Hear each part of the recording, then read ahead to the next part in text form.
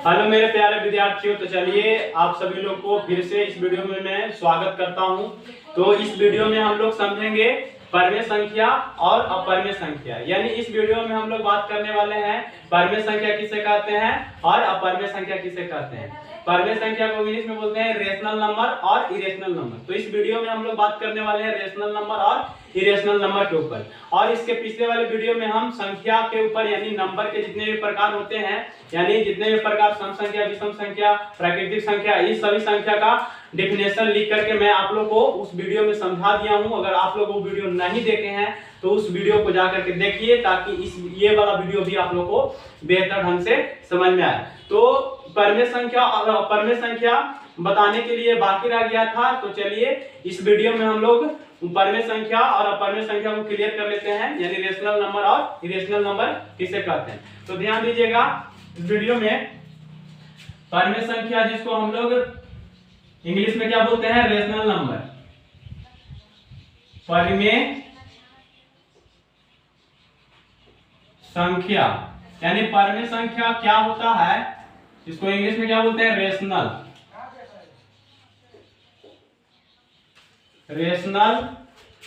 Number, है ना, rational number. तो चलिए सबसे पहले हम लोग समझेंगे कि रेशनल नंबर किसे कहते हैं। तो रेशनल नंबर का डेफिनेशन होता है कि जिस संख्या को हम लोग p बटा q के रूप में लिख सकें, यानी जिस संख्या को हम लोग p बटा q के रूप में लिख सकते हैं, और जहां, और इसके लिए क्या क्या शर्त होनी चाहिए परमेय संख्या के लिए, जिस संख्या को हम लोग p बटा q के रूप में लिख सकें और q बराबर नॉट इक्वल टू 0, और क्या होना चाहिए, q बराबर नॉट इक्वल टू 0 और उसके साथ साथ p और q एक इंटीजर होना चाहिए। क्या होना चाहिए, p और q एक इंटीजर होना चाहिए।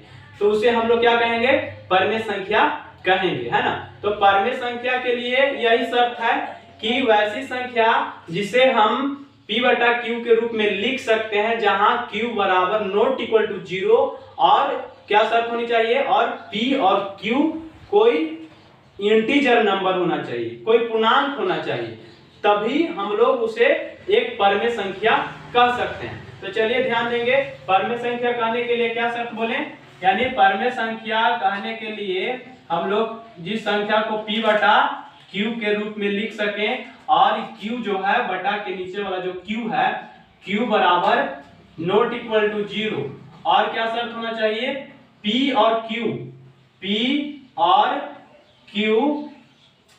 यहां पर ध्यान दीजिएगा, p और q एक क्या होना चाहिए, इंटीजर नंबर होना चाहिए। क्या होना चाहिए, इंटीजर नंबर होना चाहिए, यानी कोई पूर्णांक होना चाहिए, तभी हम लोग क्या कह सकते हैं कि एक परमेय संख्या है ना। जैसे हम लोग इसको एग्जांपल से समझ सकते हैं। एग्जांपल से परमेय संख्या क्या बोले कि जो संख्या, जिस संख्या को हम लोग p बटा q के रूप में लिख सके जहां q बराबर नॉट इक्वल टू 0 हो और p और q क्या होना चाहिए, एक इंटीजर नंबर होना चाहिए, तभी हम लोग उसे एक परमेय संख्या, एक रेशनल नंबर कह सकते हैं। तो जैसे यहाँ पर आप लोग एग्जांपल के ऊपर ध्यान दीजिएगा, जैसे मान लीजिए कि हम लिख दिए 1/2, ये एक परमेय संख्या है ना, 1/2 p बटा q के रूप में है, इसे हम लोग परमेय संख्या कह सकते हैं। और q के स्थान पर 0 नहीं है, q बराबर नॉट इक्वल टू 0 कहने का मतलब यही होता है कि q के स्थान पर 0 नहीं होना चाहिए। अगर q के स्थान पर 0 आ जाता है तो फिर उसे हम लोग परमेय संख्या नहीं कह सकते हैं, है ना।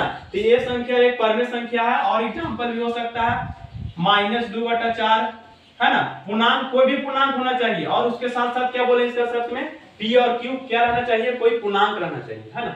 यहाँ पर आप लोग जैसे ही p बटा q लिखा हुआ है, p और q कोई संख्या है, p और q लिखने का मतलब कोई पूर्णांक है ना। तो p बटा q के रूप में जो संख्या रहेगा उसे हम लोग परमेय संख्या कहेंगे। और देखिए आओ थोड़ा इसका एग्जांपल से समझते हैं, इसको हम लोग जितना ज्यादा हो सके एग्जांपल के थ्रू ही समझ सकते हैं, है ना। तो चलिए ये हो गया 2 एग्जांपल, और भी एग्जांपल लेकर के आप लोगों को मैं समझा देता हूं। जैसे मान लीजिए कि लिखा हुआ है 5/4, ये भी एक परमेय संख्या है ना। अब मान लीजिए कि लिखा हुआ है सिर्फ अगर कोई एक अंकीय संख्या लिखा हुआ है, आप लोग को लग रहा होगा कि ये तो p बटा q के रूप में नहीं है, फिर भी इसको हम लोग कैसे परमेय संख्या कहेंगे, है ना। तो इसे परमेय संख्या, इसको भी हम लोग परमेय संख्या कह सकते हैं, है ना। क्यों? क्योंकि ये भी p बटा q के रूप में है। कैसे? तो ध्यान दीजिएगा, आप लोग को ये बात पता होगा कि कोई भी संख्या के बटा में कुछ नहीं तो क्या रहता है, एक रहता है ना। कोई भी संख्या के बटा में कुछ नहीं तो क्या रहता है, एक रहता है। इसलिए कोई भी अगर मान लीजिए कि सिंगल नंबर लिखा हुआ हो तो वो भी एक परमेय संख्या ही होता है ना। और भी एग्जांपल के थ्रू समझ सकते हैं, जैसे मान लीजिए 15 लिखा हुआ है, तो 15 ये तो आप लोग को लग रहा होगा कि ये तो सिर्फ ये तो बटा के रूप में नहीं है, ये p बटा q के रूप में नहीं है ना। तो ये भी एक परमेय संख्या है, p बटा q के रूप में नहीं है, मगर इसको हम लोग p बटा q के रूप में लिख सकते हैं। कैसे? कैसे? क्योंकि हम लोग जानते हैं कि कोई भी संख्या के बटा में कुछ नहीं तो क्या होता है, एक होता है ना। तो देखिए एक लिख सकते हैं, तो ये p बटा q के रूप में बन गया, तो इसको हम लोग परमेय संख्या कह सकते हैं, है ना। इसी तरह से कोई भी अगर सिंगल नंबर लिखा हुआ हो तो उसको भी हम लोग परमेय संख्या कह सकते हैं, क्योंकि कोई भी संख्या के बटा में कुछ नहीं तो क्या होता है, एक होता है। इसलिए यानी उस संख्या को भी हम लोग p बटा q के रूप में लिख सकते हैं। इसलिए कोई भी सिंगल नंबर अगर लिखा हुआ रहता है तो वो भी एक परमेय संख्या होता है। अब जैसे देख लीजिए, अगर मान लीजिए कि आप लोग से पूछ दिया जाए कि 1.4 है ना, 1.4 क्या ये परमेय संख्या है, तो नहीं, इसको हम लोग परमेय संख्या नहीं कह सकते, क्योंकि परमेय संख्या का डिफिनेशन ही होता है, परमेय संख्या कहलाने के लिए शर्त क्या है कि जो संख्या p बटा q के रूप में हो और q बराबर नॉट इक्वल टू 0 हो, और साथ ही साथ क्या शर्त होता है, p और q एक इंटीजर नंबर होना चाहिए, एक पूर्णांक होना चाहिए। तो बताइए 1.4 कोई पूर्णांक है? ये कोई पूर्णांक नहीं, ये एक डेसिमल नंबर है ना, दशमलव वाला संख्या है, तो ये एक पूर्णांक नहीं है, तो ये भी परमेय संख्या का रूप में नहीं है। इसको हम लोग परमेय संख्या के रूप में लिख सकते हैं, मगर अभी परमेय संख्या इसको आप लोग डायरेक्ट नहीं कर सकते हैं। यानी 1.4 है तो इसको हम लोग परमेय संख्या के रूप में लिख सकते हैं, जैसे 14/10 इसको परमेय संख्या के रूप में लिखा जा सकता है, मगर अगर इस तरह से लिखा हुआ हो तो इसे हम लोग परमेय संख्या नहीं कहेंगे, तो ये परमेय संख्या नहीं है। अब चलिए और एग्जांपल भी ले सकते हैं। मान लीजिए कि आप लोग से ये सब एग्जांपल ना पूछ करके इस तरह से पूछ दिया जाए कि बताइए कि 2/√3 ये क्या ये एक परमेय संख्या है। आप लोग से पूछ दिया जाएगा कि बताइए 2/√3 क्या एक परमेय संख्या है, तो क्या है, ये एक परमेय संख्या नहीं है। क्यों नहीं है? क्योंकि p बटा q के रूप में तो है, मगर q के जगह पर 0 ना है, ये भी ठीक है, मगर देखिए p बटा q के रूप में है, चलिए ये मिल गया, q बराबर 0 ना हो, q बराबर 0 करना है, मगर एक शर्त नहीं मिल रहा, क्या, p और q क्या होना चाहिए, एक पूर्णांक होना चाहिए, मगर √3 जो है से क्या है, ये एक पूर्णांक नहीं है, कोई पूर्णांक है, इसलिए ये क्या है कि परमेय संख्या नहीं कहलाएगा, ये एक अपरमेय संख्या है। क्यों? क्योंकि जो p और q है, p कोई पूर्णांक है, मगर √3 जो है ये एक पूर्णांक नहीं है, इसलिए हम लोग इसको क्या कहेंगे, परमेय संख्या नहीं कह सकते हैं। जैसे मान लीजिए कि लिखा हुआ 1/√3, मान लीजिए कि आप लोग से कोई लिख करके पूछ दिए, मतलब आप लोग से कोई पूछ दे कि बताइए कि 1/√3 क्या एक परमेय संख्या है, तो आप लोग को तो लगेगा कि p बटा q के रूप में तो है, तो आप लोग डायरेक्ट कह दीजिएगा कि हाँ ये एक परमेय संख्या है। नहीं, परमेय संख्या नहीं हो सकता, इरेशनल नंबर नहीं हो सकता, क्योंकि p बटा q के रूप में तो है, मगर इसका p और q एक पूर्णांक नहीं है। p पूर्णांक है, मगर q के जगह पर जो लिखा हुआ है √3 है, क्या है, √3 है, तो √3 कोई पूर्णांक नहीं है ना, ये पूर्णांक संख्या में नहीं आता, इंटीजर नंबर में नहीं आता है ना, इसलिए हम लोग इसको क्या कर सकते हैं, परमेय संख्या नहीं कर सकते। मान लीजिए कि और भी एग्जांपल रह सकता है, 6/√5 क्या ये एक परमेय संख्या हो सकता है? नहीं हो सकता है। क्यों नहीं हो सकता है?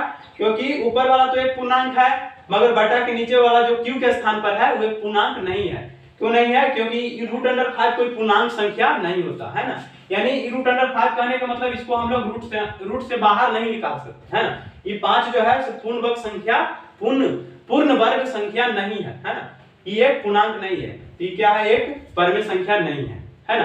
तो ये हो गया आपका परमेय संख्या का डिफिनेशन। परमेय संख्या को आप लोग इस तरह से समझ सकते हैं। तो आप लोग को मैं बहुत सारा एग्जांपल के द्वारा समझाने का कोशिश किया हूं।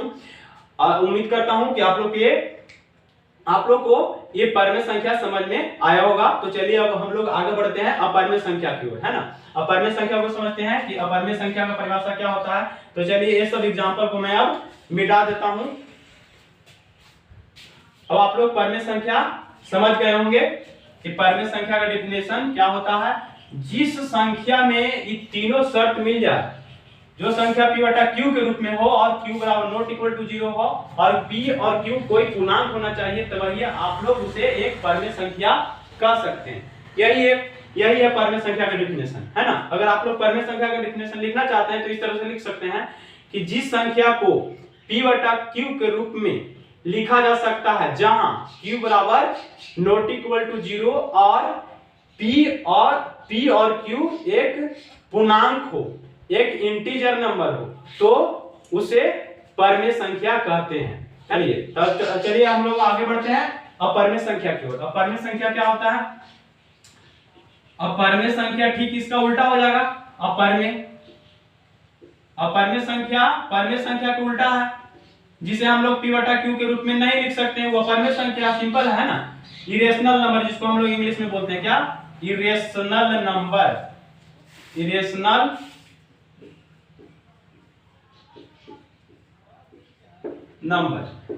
नंबर का डेफिनेशन क्या होगा, ठीक इसका उल्टा हो जाएगा। वैसी संख्या जिसको हम लोग p बटा q के रूप में नहीं लिख सकते हैं, सिंपल इसका डेफिनेशन है ना। जिसको हम लोग p बटा q के रूप में नहीं लिख सकते हैं, वो संख्या क्या कहलाएगी, अपरमेय संख्या कहलाएगी।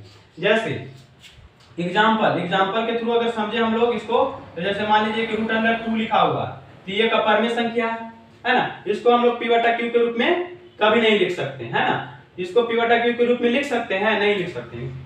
जैसे √3 हो गया, √5 हो गया, √5, √7, ये जितना भी संख्या है, ये सभी संख्या को हम लोग p बटा q के रूप में नहीं लिख सकते हैं। तो इसलिए क्या है, ये एक अपरमेय संख्या है ना। ये क्या है, अपरमेय संख्या। अब आप लोग को मन में सवाल उठ रहा होगा कि ये सब संख्या को हम लोग p बटा q के रूप में क्यों नहीं लिख सकते हैं, क्योंकि ये सब जितना भी संख्या है रूट के अंदर, ये पूर्ण वर्ग संख्या नहीं है, यानी ये सभी संख्या रूट से बाहर नहीं निकल सकता। अब बताइए, जब रूट से बाहर ही नहीं निकल सकता तो इसको हम लोग p बटा q के रूप में लिख कैसे सकते हैं, है ना। तो ये सभी संख्या रूट से बाहर नहीं निकल सकता है, यानी इस सभी संख्या का पूरा वर्गमूल नहीं हो सकता है। इसलिए इस सभी संख्या क्या है, अपरमेय संख्या है, यानी इरेशनल नंबर है। तो ये आपका अपरमेय संख्या हो गया। इसी तरह से बहुत सारा एग्जांपल होगा, अनंत एग्जांपल है ना अपरमेय संख्या का। जिस संख्या को हम लोग p बटा q के रूप में नहीं लिख सकते हैं, उसे अपरमेय संख्या कहा जाता है। तो चलिए अपरमेय संख्या भी आप लोग समझ पाए होंगे और परमेय संख्या भी समझ पाए होंगे। तो अब इसके बाद हम बताएंगे क्या, अब इसके बाद बताएंगे वास्तविक संख्या किसे कहते हैं, वास्तविक संख्या का डेफिनेशन क्या होता है ना। तो वास्तविक संख्या का डेफिनेशन परमेय संख्या और अपरमेय संख्या से ही रिलेटेड है ना। अगर आप लोगों को परमेय संख्या और अपरमेय संख्या जब तक याद नहीं रहेगा, तब तक आप लोग वास्तविक संख्या का डेफिनेशन नहीं समझ सकते हैं। तो वास्तविक संख्या का जो डेफिनेशन है, यही दोनों संख्या से रिलेटेड है। तो वास्तविक संख्या का डेफिनेशन क्या होता है, यानी रियल नंबर का डेफिनेशन होता है कि परमेय संख्या और अपरमेय संख्या को मिला देने से जो संख्या प्राप्त होती है, उसे हम लोग क्या कहते हैं, वास्तविक संख्या कहते हैं, है ना। परमेय संख्या और अपरमेय संख्या से, अपरमेय संख्या के मिलने से जो संख्या प्राप्त होती है, उसे वास्तविक संख्या कहा जाता है। तो ये है वास्तविक संख्या का डेफिनेशन। तो चलिए थोड़ा सा हम लोग समझ लेते हैं वास्तविक संख्या को भी। इसको मैं मिटा रहा हूं, ध्यान दीजिएगा आप लोग। तो ये था आप लोगों का परमेय संख्या और अपरमेय संख्या। अब बच गया एक तो वास्तविक संख्या, वास्तविक